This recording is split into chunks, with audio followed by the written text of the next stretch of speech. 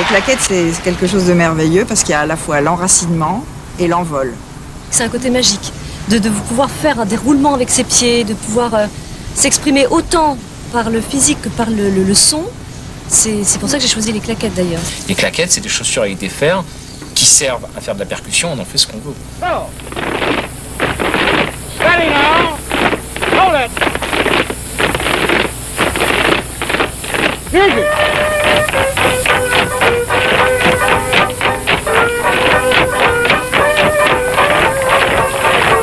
Left shoulder. Up.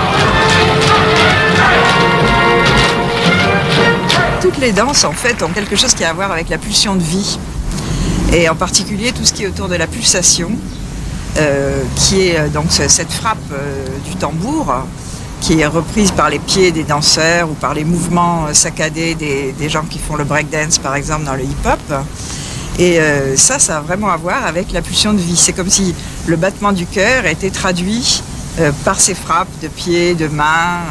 C'est une des rares disciplines, les claquettes, où on peut s'écouter danser. C'est une drôle d'expression, mais pour moi, elle traduit bien ce qu'on ressent quand on danse. C'est vrai qu'on a le plaisir de se mouvoir dans l'espace, parce qu'on bouge quand même, on n'est pas complètement statique. On peut, mais on peut aussi danser, on a plein de pas qui nous font bouger. Et en même temps, on a le plaisir d'avoir le retour sonore, qu'il n'y a pas dans la classique, qu'il n'y a pas... Nous, on a en même temps cet avantage de pouvoir s'entendre.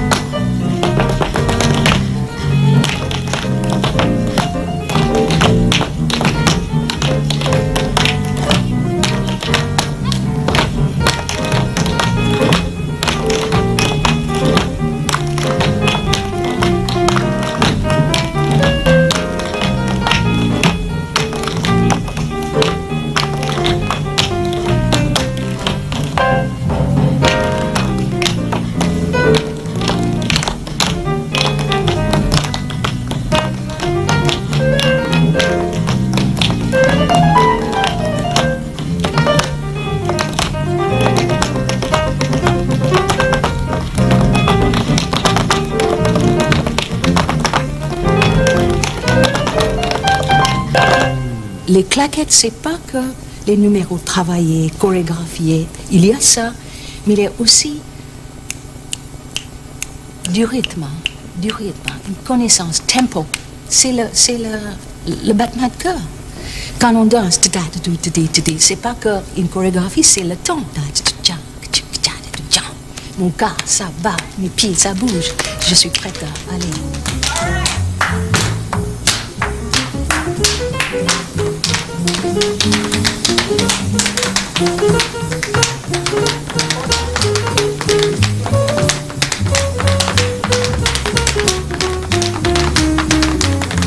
Avant, on appelait tous les danseurs de claquettes rhythm tap dancers. Des danseurs de claquettes rythme, rhythm tap dancers. Parce qu'on fait du rythme.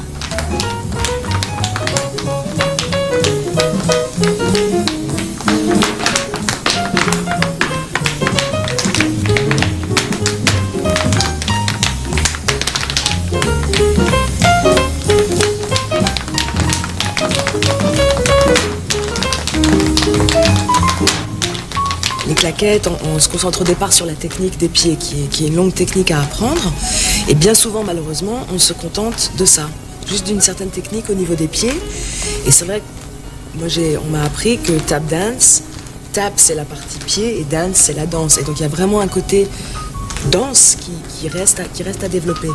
Mais c'est vraiment les deux, parce que c'est vraiment de la musique et de la danse. Donc selon les humeurs et selon le contexte et le spectacle et ce qu'on exprime, des fois on est vraiment percussionniste, donc on a juste besoin de pieds. L'instrument c'est les pieds et le parquet, un bon son. Et des fois on sent, selon la musique, on se sent plus danseur et donc on danse réellement.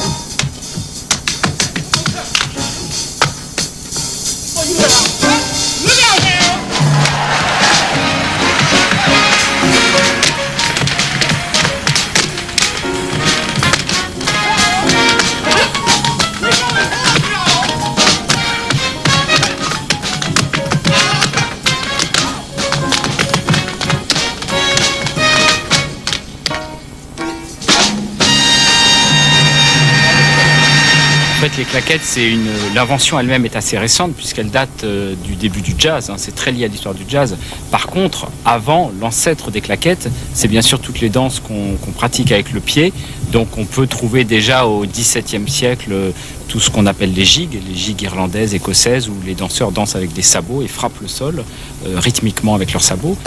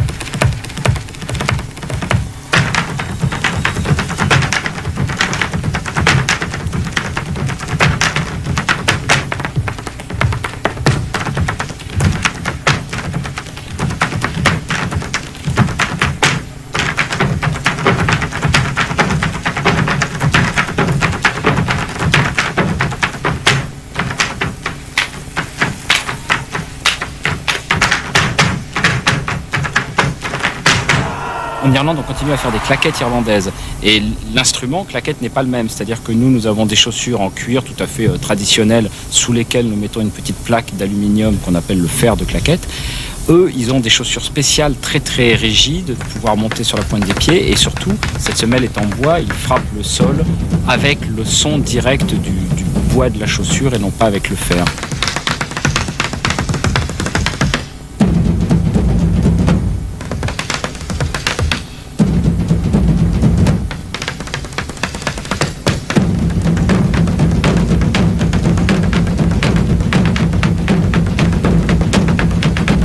C'est precision dancing, des danses de précision, intéressant, très rapide, très difficile. Parce qu'en plus, les Irlandais, ils n'utilisent pas les bras. Les bras sont ici, et c'est en hauteur.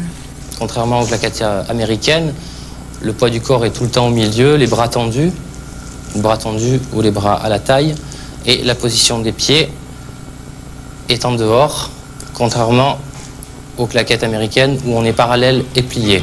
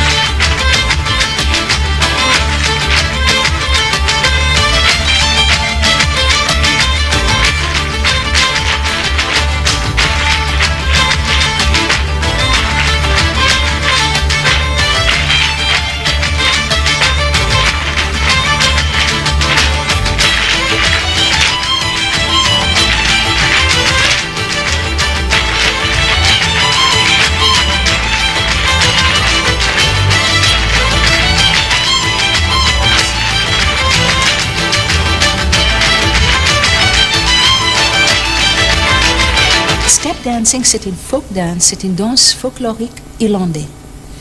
Il y avait la danse flamenco folklorique espagnole. Il y avait la danse folklorique africaine.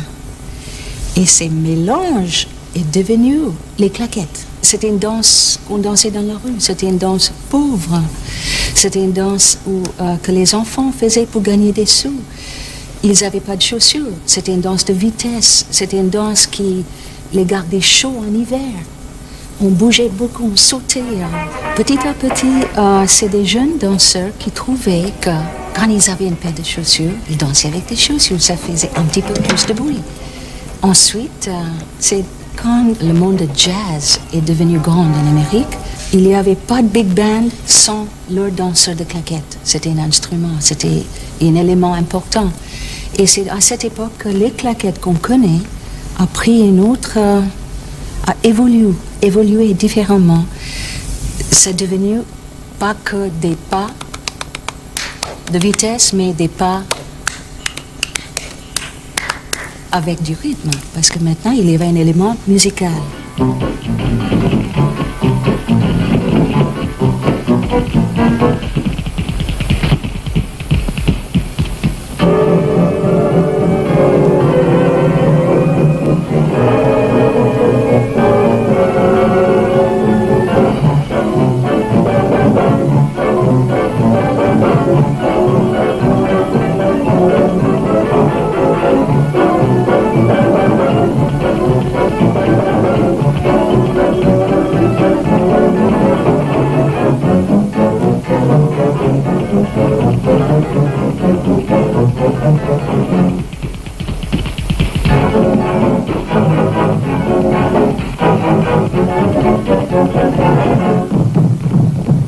Après ça, bien sûr, il y avait la partie Hollywood. Ça, c'était fantastique parce que toutes les grandes comédies musicales étaient un petit peu responsables que les gens partout dans le monde aient eu une idée de claquettes. Les claquettes doivent être toujours reconnaissantes de l'essor de la comédie musicale, du cinéma effectivement qui est devenu parlant, parce que, par exemple en Europe, en France, on connaît les claquettes que grâce au cinéma. C'est-à-dire que s'il n'y avait pas eu toutes ces comédies musicales, bah ici on ne connaîtrait pas les gens qui font des claquettes dans des petits shows aux États-Unis, dans des clubs de jazz ou sur des disques. Ça on n'a jamais accès à ça ici malheureusement. Il faut vraiment s'y intéresser de très près, être passionné par les claquettes pour connaître ça.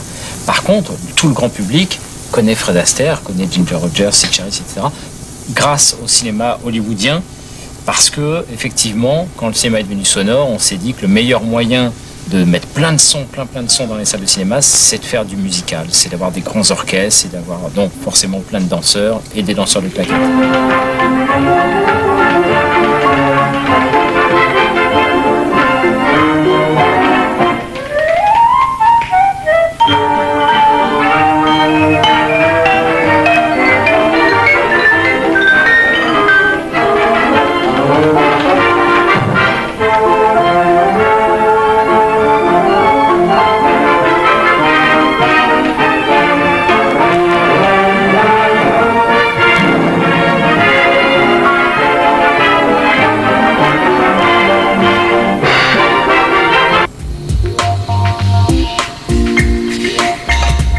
Estamos apresentando No Ritmo do Sapateado.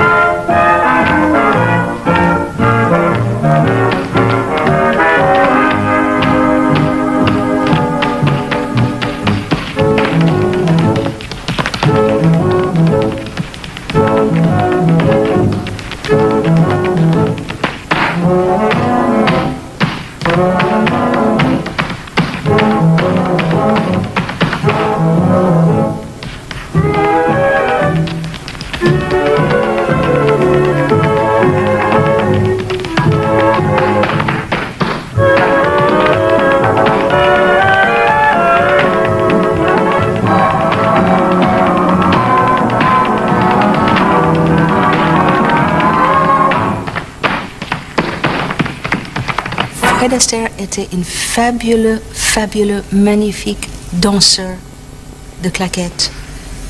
pour les films. Il était aussi une très, très grande danseur et improvisation. Il faisait de l'improvisation, mais les gens ne connaissent pas ça. Il y a des disques de Fred Astaire où j'ai vu et j'ai entendu où il fait des claquettes sans visuel. Ça, c'est très bizarre pour Fred Astaire parce qu'on connaît le maître de la danse, où il danse vraiment très fort. Alors moi, je trouve que pour moi, c'est un des plus grands.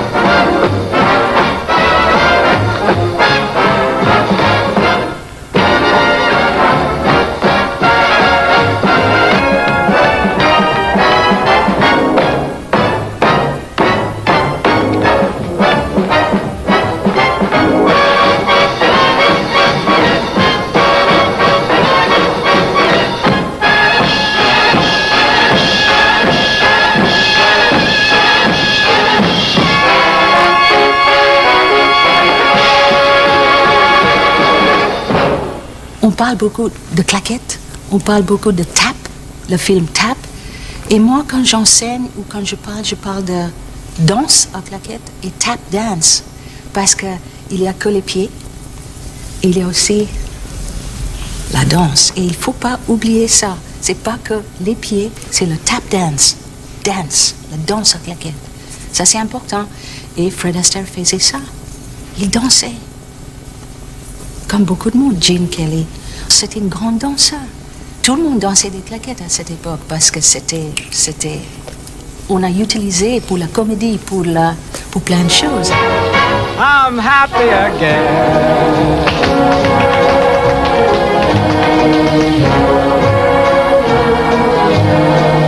I'm singing and dancing in the rain.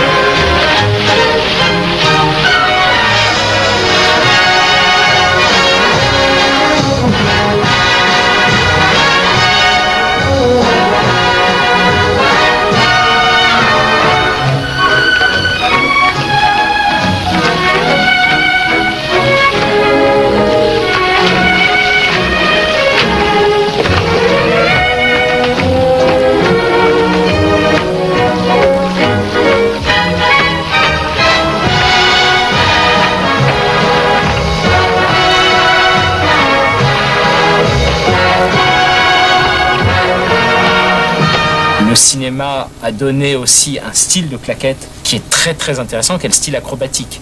Que moi je ne pratique pas du tout, bien sûr, je ne suis pas acrobate, mais c'est dans les années 30, on recherchait énormément de danseurs de claquettes. Toutes les majeures compagnies, comme on les appelle, la MGM, la Warner Bros, la Paramount, voulaient bien sûr, à cause de la concurrence, avoir les meilleurs claquettistes. Donc tout le monde savait faire des claquettes. Mais pour avoir une chance d'être engagé dans un studio, il fallait faire des claquettes plus forts que les autres. Et plus fort, ça voulait dire quoi? Ça voulait pas dire être meilleur musicien, meilleur percussionniste ou meilleur danseur élégant, parce que c'est vrai que Fred Astaire était un peu imbattable. Il fallait sauter plus haut. Et on avait comme ça des types qui en plein milieu d'un film, avaient un numéro de claquettes et ils sautaient de 3 mètres, 4 mètres, voire 5 mètres, comme les Berry Brothers. On connaît les Nicholas Brothers grâce à Stormy Weather, où ils font ces fameux sauts sur l'escalier. Mais des sauts comme ça, ils en ont fait, je crois, il y a 15 ou 16 films avec les Nicholas Brothers. On connaît celui-là, mais il y en a eu d'autres, où ils sautent de beaucoup plus haut. Mais il fallait faire ça. On voit des gens qui font des triples saltos en plein milieu d'une chorégraphie de claquettes. Ça n'a rien à voir. Là, on est dans le domaine de l'acrobatie. On sort du domaine du rythme, de la percussion, mais on rentre dans le domaine des claquettes spectacles, grand spectacle, et ça, c'est grâce au cinéma.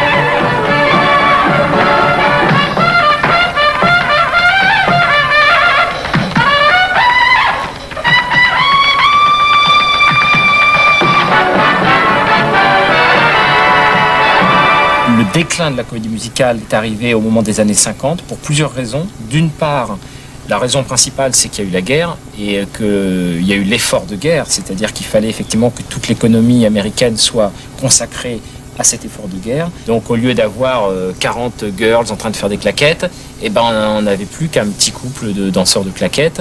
Et au lieu d'avoir des grands décors monstrueux dans les studios avec ces sauts au-dessus des murs, ils construisaient des gares, les gens sautaient au-dessus des... Enfin, c'était incroyable, il y avait des choses fabuleuses. C'était trop cher.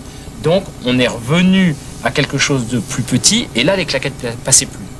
Parce qu'au cinéma, quelqu'un qui fait du swing, qui fait simplement sur 50 cm² de la percussion avec ses pieds, bah, ça n'intéresse pas les producteurs. Ça intéresse uniquement les amateurs. Oh, let's tip-tap-toe.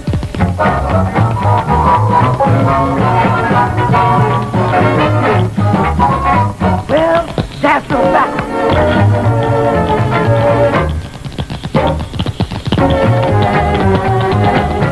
Oh, folks, like a whole thing. Gonna climb up the Golden State.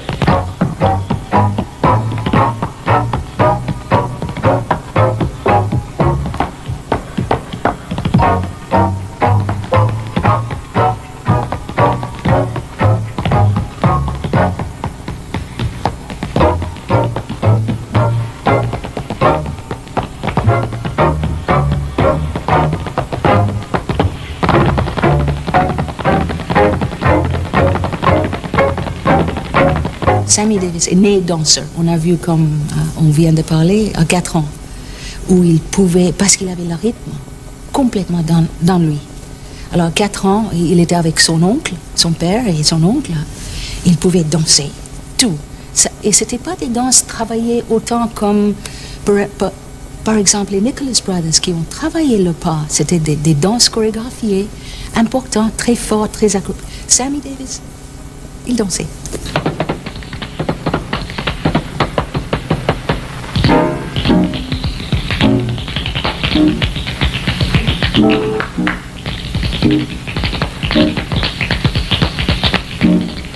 Thank you.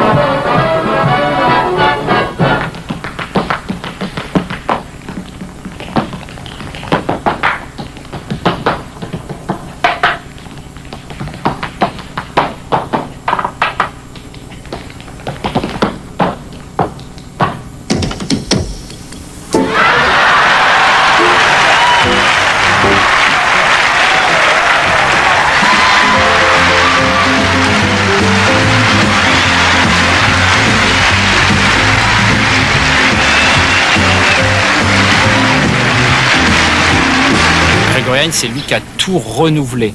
Parce qu'au moment des années 60, il y a eu une grande perte de vitesse des claquettes à cause du rock'n'roll qui n'est pas une musique très facile à danser au niveau claquettes, donc personne n'osait. Lui, il a osé. Donc du coup, qu'est-ce qui s'est passé? C'est que tous les jeunes qui disaient « Oh, les claquettes, c'est pour les anciens, c'est vieux, c'est dépassé », ils ont vu ce type faire des claquettes sur du rock. Ils ont dit « Ah, mais c'est génial !» Et grâce à lui, c'est reparti aux États-Unis parce qu'il y a eu une période où tous les cours avaient fermé. À New York, partout, c'était fini. Et lui, c'est fabuleux. En plus, c'est un vrai comédien, c'est un super chanteur. Et en plus d'être un claquettiste hors pair, c'est vraiment un showman, comme pouvait l'être Sammy Davis Jr., par exemple.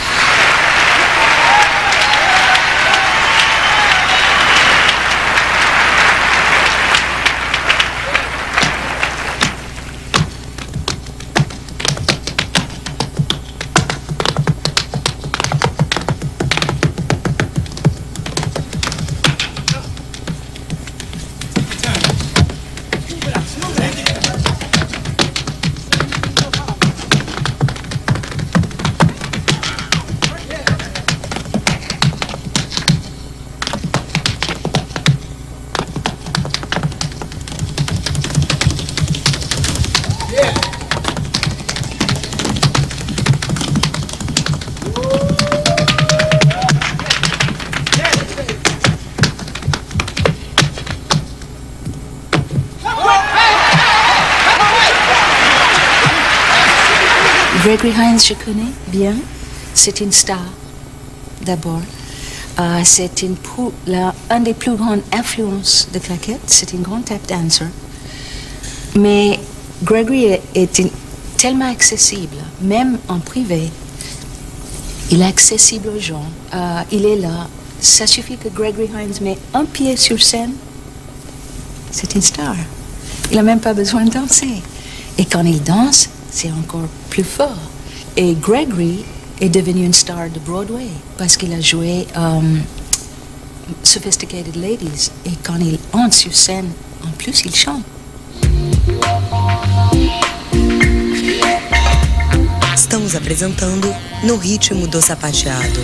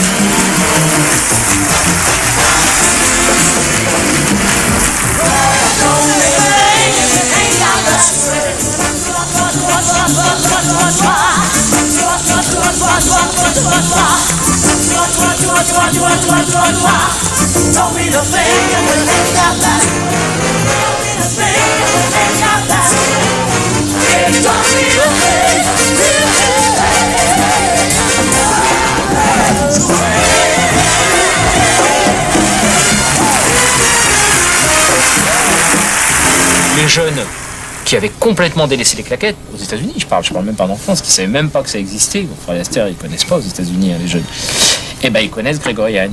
Et il a un disciple qui est le grand claquettiste actuel, qui est Savion Glover, qui est pour moi vraiment le Mozart actuel des claquettes, qui est le génie absolu. Ce type-là, il a pris la lignée de Gregory Hines. Il est très jeune, hein, il a moins de 30 ans. Et pareil, et lui, il fait du reggae, du hip-hop, tout ça, avec les claquettes. Donc il change le look, il change la chaussure.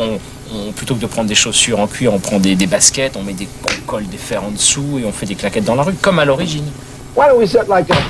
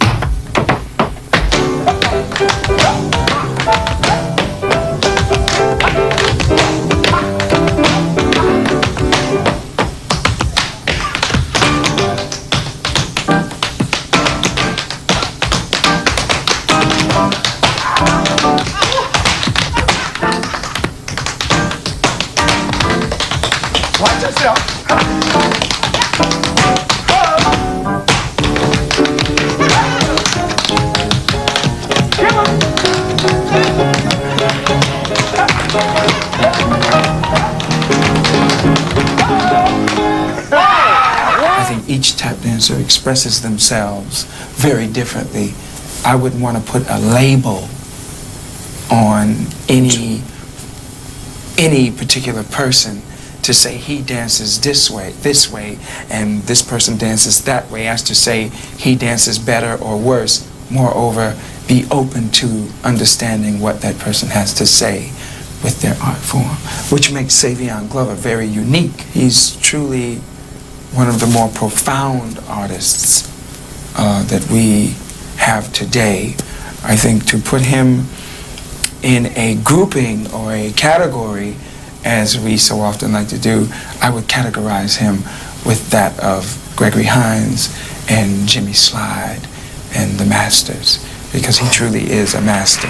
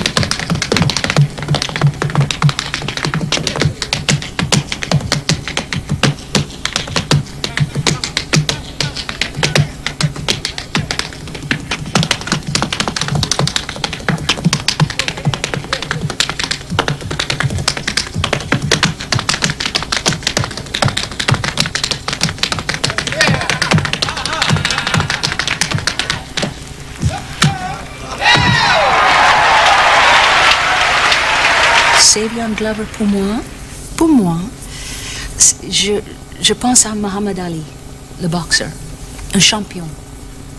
Il y a beaucoup de boxeurs qui boxent très bien, très fort, mais il y avait quelque chose que Muhammad Ali qui le faisait champion. Et pour moi, Savion, il a ça. Aussi, Savion a commencé très petit. Il a commencé sur Black and Blue. Et le Tap Dance Kid, c'était une comédie musicale à Broadway. Et depuis l'âge de 10 ans, il danse toujours, c'est-à-dire c'est un danseur qui danse tous les jours. Depuis 15 ans maintenant, parce qu'il a évolué. Aussi, quand il dansait ici à Black and Blue, on a fait une soirée au New Morning avec quelques danseurs. Savion avait 10 ans. Il montait sur scène, on dansait ensemble et on voyait déjà qu'il avait l'attitude. Il avait ça. Et ça, pour moi, c'est petit champion.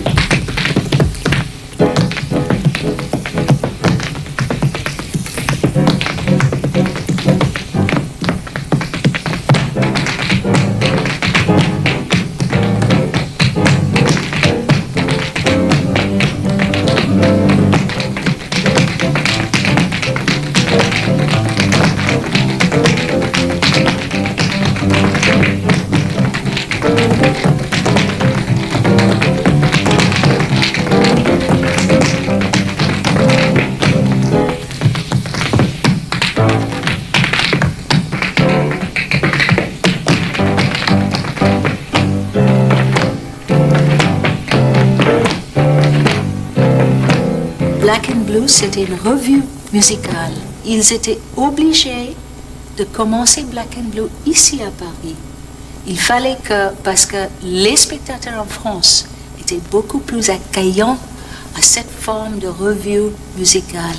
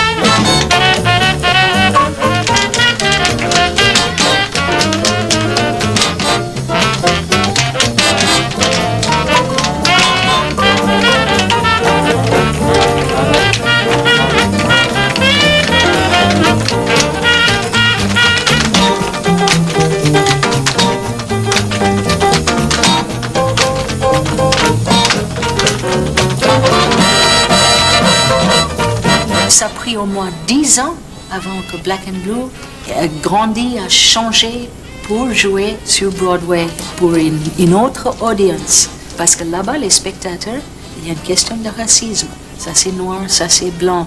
Ici, on raffole toujours à ce qui est une certaine époque parce que c'est génial.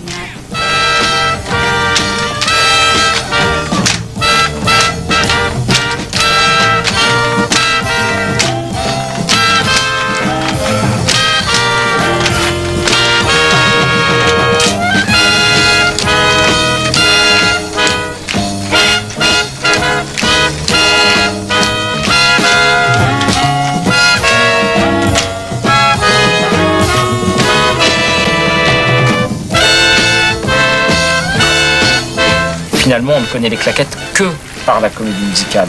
Et moi, je le vois bien parce que quand je fais un spectacle dans une ville, dans un théâtre, les gens viennent me voir et me disent « Ah, mais je ne savais pas qu'on pouvait faire des claquettes avec des musiciens comme vous faites, jazz, comme ça. » Les gens ont l'image des paillettes, du chapeau claque de la canne, qui est une image magnifique, mais qui correspond à un certain cadre, à une certaine époque.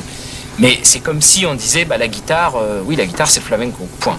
Mais non, la guitare c'est du rock, c'est du country, c'est du classique, c'est du jazz, c'est un instrument. C'est un instrument en bois avec des cordes, on en fait ce qu'on veut. Les claquettes, c'est des chaussures avec des fers qui servent à faire de la percussion, on en fait ce qu'on veut. Et moi je me retrouve, c'est vrai, à faire des claquettes sur de la musique classique, avec plein de musiciens, avec même de la musique baroque, musique de la Renaissance, ou jazz, bossa nova, parce que je veux que mes chaussures de claquettes soient un instrument et non pas quelque chose de sorti de la comédie musicale.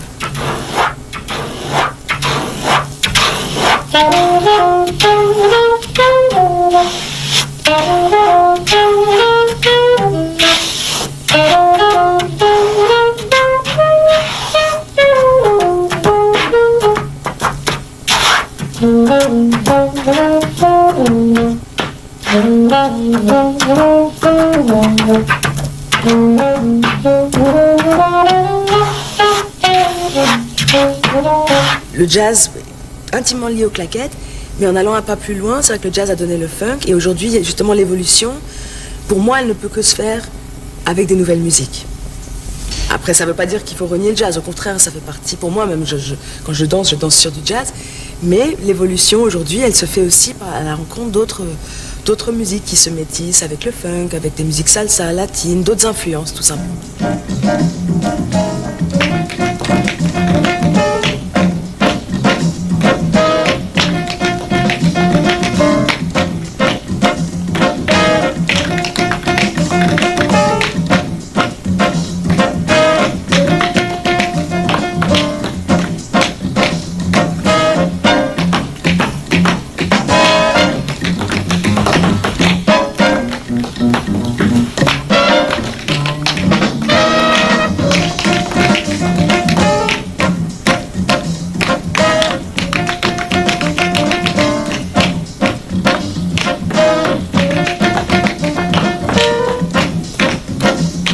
Qui faisaient des claquettes dans les clubs de jazz, dans les cabarets aux États-Unis, c'était des improvisateurs. Alors ils ne sont pas du tout connus du grand public, ni en Europe, et peut-être pas trop là-bas non plus, mais ce sont des vrais musiciens qui faisaient des disques. Il y a plein de disques de claquettistes, comme Baby Lawrence ou quelqu'un comme Jimmy Slide qui vit actuellement aux États-Unis.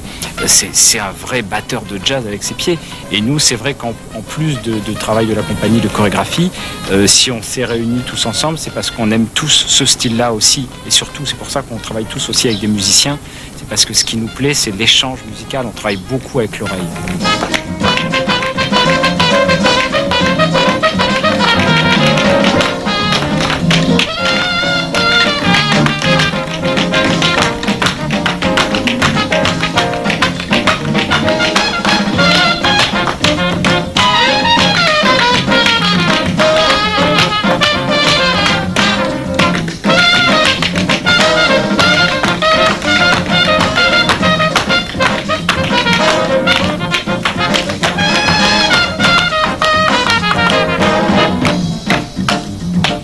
Il y a une chose en claquette qui est différente que les autres formes de danse, c'est on peut être soi-même dans les claquettes, on peut exprimer. On voit 10 personnes danser et on voit le personnage de chacun, même s'ils sont en train de faire une chorégraphie. Dans la danse classique, c'est pas ça. Dans la danse moderne, c'est pas ça. On remarque les bons danseurs. Dans les danses hip-hop, il y a un petit peu ça, mais si on met 10 danseurs de hip-hop dans une ligne, on fait beaucoup de choses fantastiques et de temps en temps, on voit une personne qui brille. Dans les claquettes, il y a une possibilité de chacun, en dansant, de communiquer leur personnalité. Ça, c'est fort.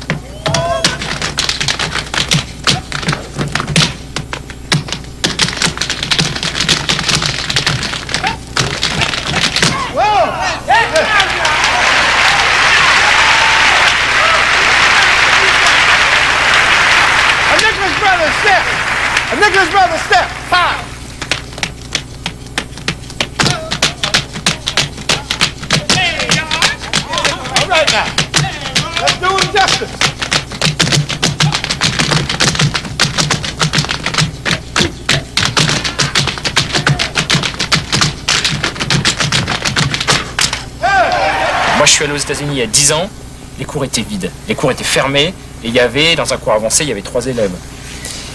Et maintenant, les cours sont pleins, il y a plein de nouvelles écoles qui ont ouvertes, et c'est grâce à Gregory Hines, grâce à Savion Glover, et maintenant, les jeunes, ils veulent faire des claquettes parce que c'est leur musique. Il faut que ça reste accessible, les claquettes, parce que ça a commencé comme ça. Ça a commencé dans une danse de la rue pour tout le monde. Et si ça devient trop Broadway ou trop ça, dommage.